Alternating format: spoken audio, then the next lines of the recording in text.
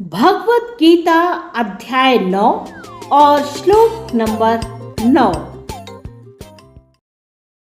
न च माम तानि कर्माणि निबधन्ति धनञ्जय उदासीनवदासीनं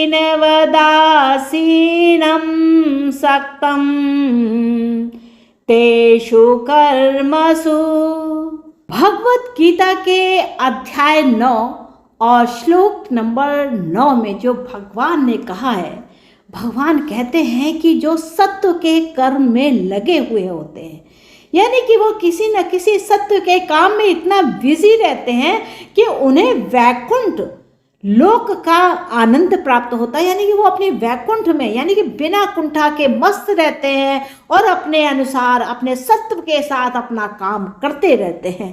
तो भगवान को के बारे में ऐसा नहीं सोचना चाहिए कि भगवान के पास कोई काम नहीं है। भगवान के पास काम है, पर कौन सा काम?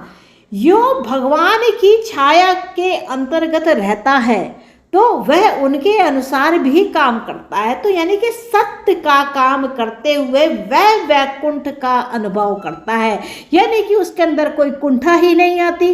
तो जब वह सत्य के काम में लगा हुआ है, सत्य को प्रधानता दे करके काम कर रहा है और आनंद में है, यानी कि सतत लगातार दिव्य आनंद के आध्यात्मिक कार्यों में लगातार लगा रहता है।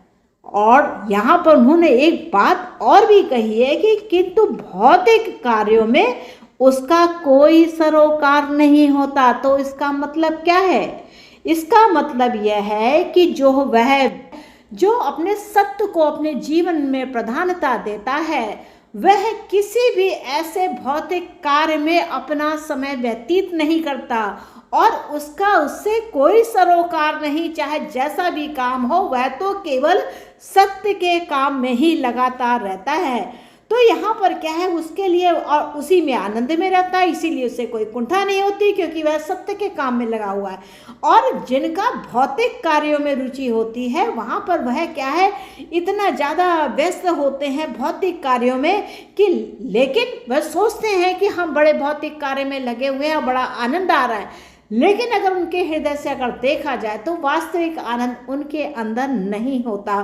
तो यहाँ पर भगवान कहते हैं कि यहाँ पर क्या है कि मैं उदासीन रहता हूँ ऐसे भौतिक कार्यों से जिसमें आनंद ना प्राप्त होता हो। तो मैं ऐसे कार्यों में क्यों लगूं?